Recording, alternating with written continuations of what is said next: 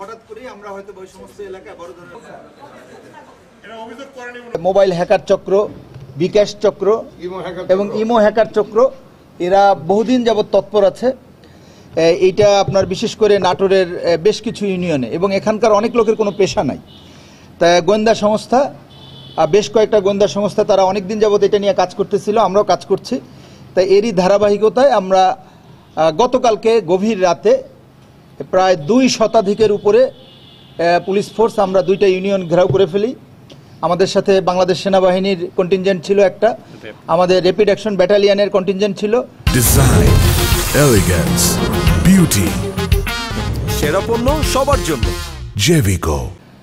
ওরা এবং সেনাবাহিনীর ঊর্ধ্বতন পর্যায়ের অফিসার ছিল। আমি নিজে নেতৃত্ব দিয়েছি যে আমরা বেশ কতগুলি টার্গেটে আমরা হিট করি এবং এই সমস্ত প্রতারক চক্র আপনার ব্ল্যাকমেইল করতেছে মানুষের, এবং কখনো তারা পুলিশ, কখনো আর্মি অফিসার, কখনো মেজর, কখনো ডিআইজি অথবা কখনো সচিব, ইভেন মন্ত্রণালয়ের সচিব, এসব উপদেষ্টা দিয়ে মানুষের সাথে প্রতারণা করে আসছে।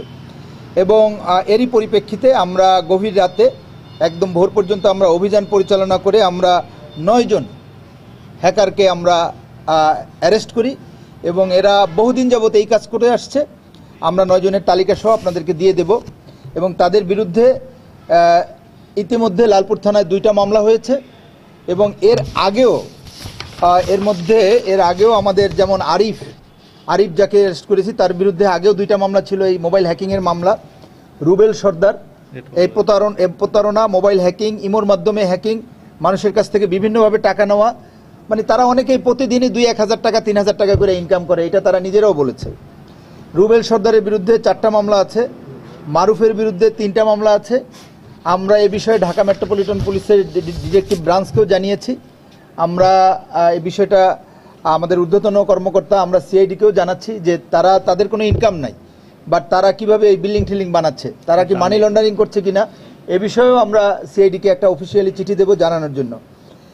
এবং সবচেয়ে ইন্টারেস্টিং বিষয় যে এরা অনেক মোবাইল ইউজ করে, আপনারা দেখতে পাচ্ছেন যে এখানে 35টা মোবাইল আছে। তা আমার মনে হয় যে আমরা যদি আরও মানুষের বাড়ি তল্লাশি করতে পারতাম।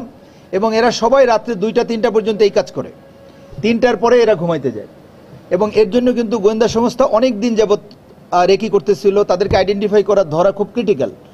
আর আমাদের একটা লিমিটেশন হলো, মানুষ এরকম এই প্রতারণার শিকার হলে তারা অভিযোগ করতে চায় না, একজন বাদী পাওয়া যায় না, একজন মামলা পাওয়া যায় না। আমরা আপনাদের মাধ্যমে আহ্বান জানাবো যে মানুষ যেন এই জাতীয় প্রতারণার শিকার হলে জিডি না করে যেন মামলা করে, কারণ মামলা না হলে বিষয়টা নিয়ে কন্টিনিউয়াসলি কাজ হয় না।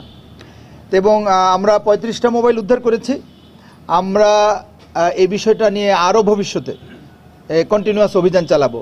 নাটোরের একটা বদনামি এটা বলবো, লালপুর, এখানে এই চক্রটা সক্রিয় আছে।